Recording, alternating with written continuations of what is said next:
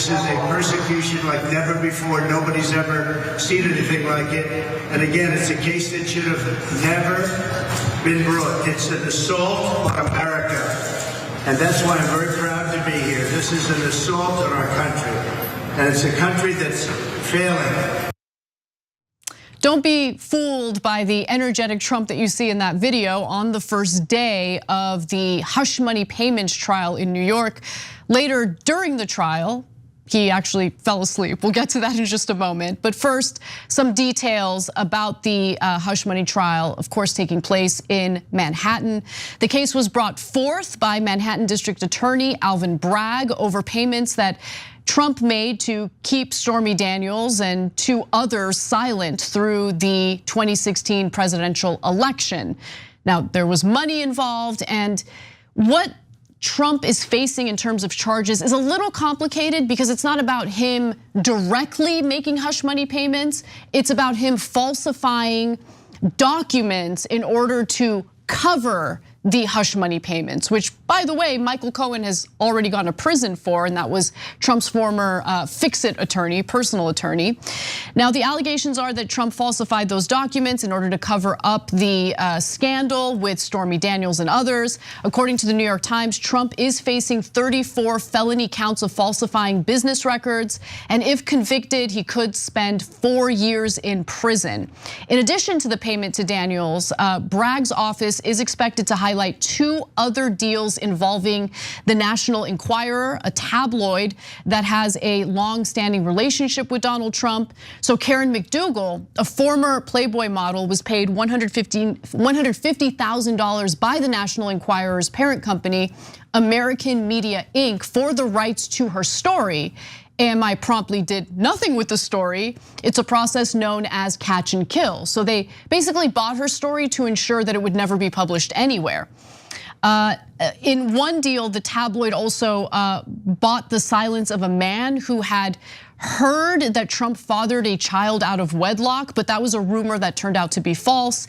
AMI also paid to catch and kill a former Trump Tower doorman story, alleging that Trump had an unacknowledged child, but that allegation has never been corroborated by any reporting. Trump's friend David Pecker, who was then CEO of AMI, okayed the payments.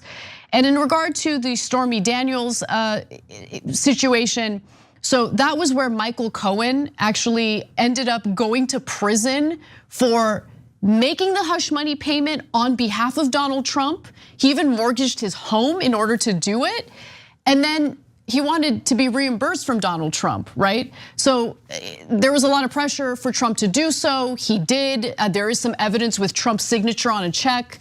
So we'll get to those details in just a moment. But Stormy Daniels was paid $130,000 by Michael Cohen to sign a non-disclosure agreement about her encounters with Trump.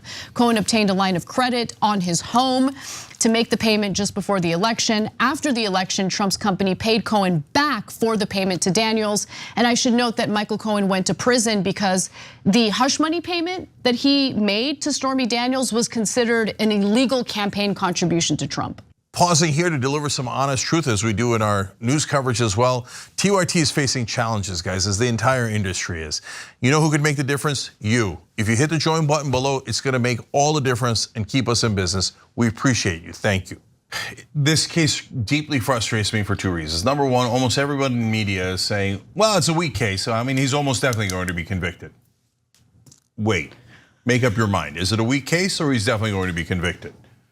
So the reality is, no, it's a very strong case. That's why they think he's going to be convicted. The reason they say things along those lines or say that it shouldn't have been brought up is because they feel like, oh, come on, he's the president. Are we gonna just prosecute him for breaking the law on something like illegal campaign contributions? Yeah, that's what we're supposed to do. We're supposed to apply the law. And if you're wondering, hey, is this a law that makes sense? Absolutely.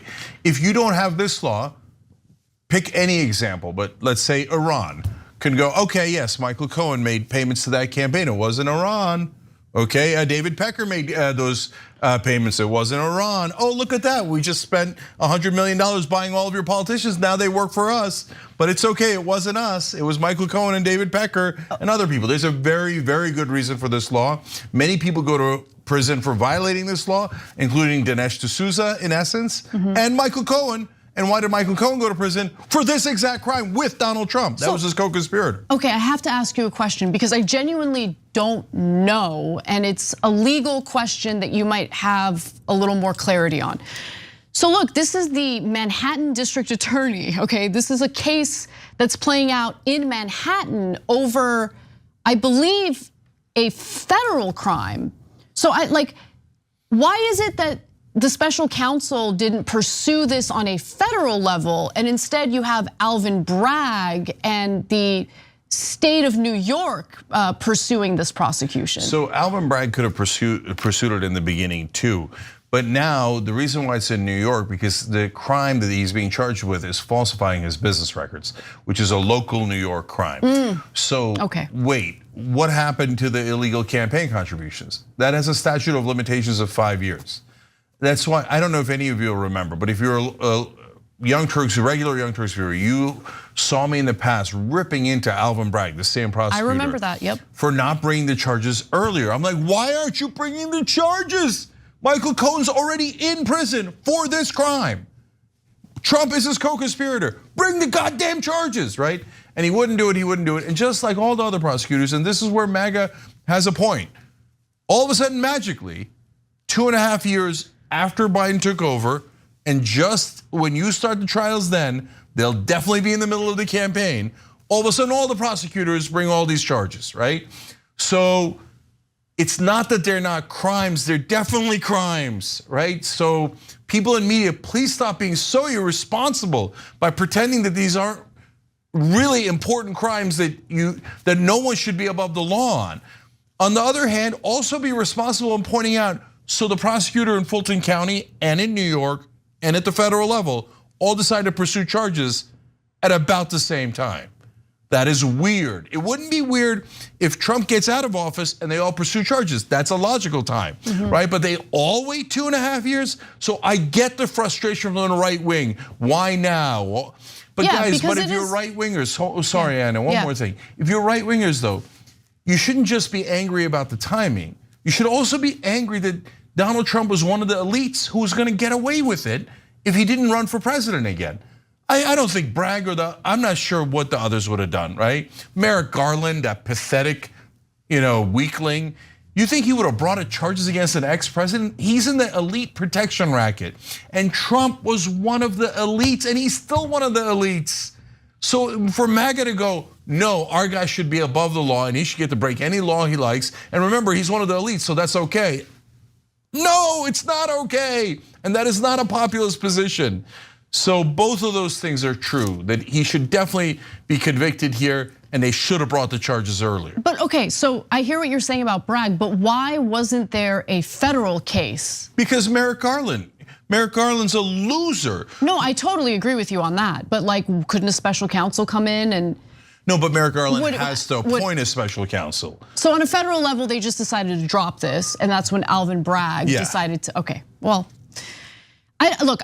I agree with you in that there is evidence that shows the crime was committed. So there's the legal component, and then there's the optical, or the optics, the political optics of this. And what I worry about is when it comes to the indictments Trump is facing, I think the priorities are the fake elector scheme, number one, and then the classified documents case. Yeah. And I worry that the financial fraud case and that this case just make it so abundantly clear that what the prosecution's trying to do is politically motivated. Look, again, two different things, guys. So if you say to me, of the 4 cases, what are the 2 that are most important? Not close. Definitely trying to steal the election through fake electors.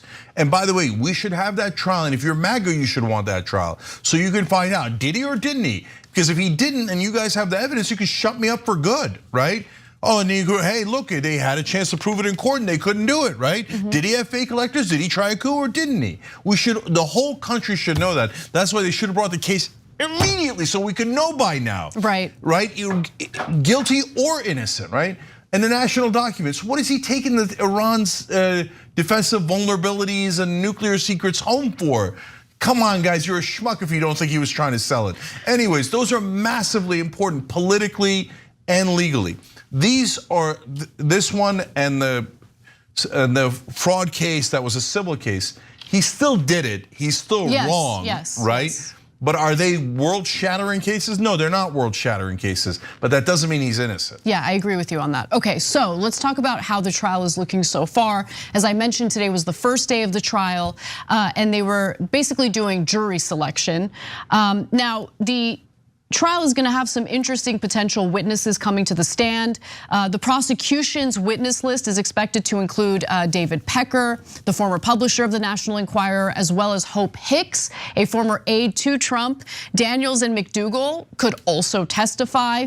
Other potential witnesses include Steve Bannon, Rudy Giuliani, Melania Trump, and Jared Kushner. Doesn't mean that they're definitely going to testify and take the stand. It just means that they're potential witnesses.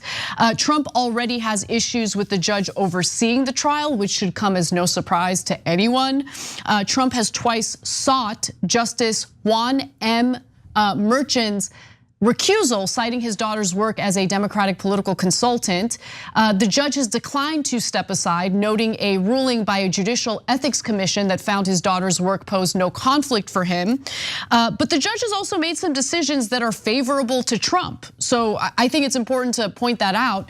The judge rejected a request by prosecutors to introduce accusations of sexual assault that women lodged against Trump years ago, calling them rumors and complete gossip. So, I think that shows that he's being fair in how he's overseeing this case. And today was the first day of the trial and jury selection took place, which was fascinating. Jury selection, by the way, is expected to take up to 2 weeks, maybe even more. And it's really difficult to find jurors who are willing to be impartial. And to really emphasize that point, of the 96 possible jurors brought into the room today, more than 50 raised their hands to say they couldn't be fair. They were immediately excused, obviously. And despite this being the first day of the trial, and despite the tantrums that Trump engaged in leading up to this day, apparently the proceedings were incredibly boring for Trump. Let's watch. Well, Jake, he appeared to be asleep, and repeatedly his head would fall down. There have been other moments in other trials, like the Agent Carroll trial, which was around the corner in January, where he appeared very still and seemed as if he might be sleeping, but then he would move. This time, he didn't pay attention to a note that his lawyer Todd Blanche passed him. His jaw kept falling on his chest, and his mouth kept going slack. Now, sometimes people do fall asleep during court proceedings, but it's notable given the intensity of this morning. Above the law privilege, man. I can't imagine being on trial and falling asleep during the trial. Like, I can't imagine that. I literally can't. My heart would be racing the entire time.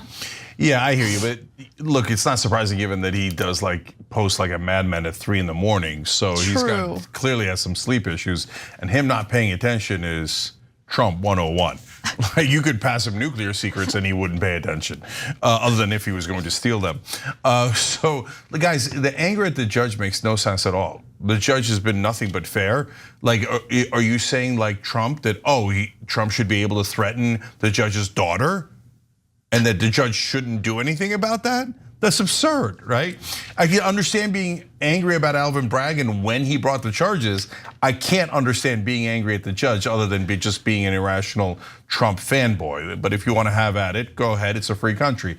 Last thing for me is Hope Hicks and David Pecker could be really interesting. The Steve Bannons of the world are not going to be interesting witnesses. They're going to stick with Trump, and that's written in stone. But Pecker's a longtime friend of his, and let's just acknowledge that that's a funny name, especially in the context of this story, right? Fantastic. But how the Pecker turns is going to be very relevant, okay?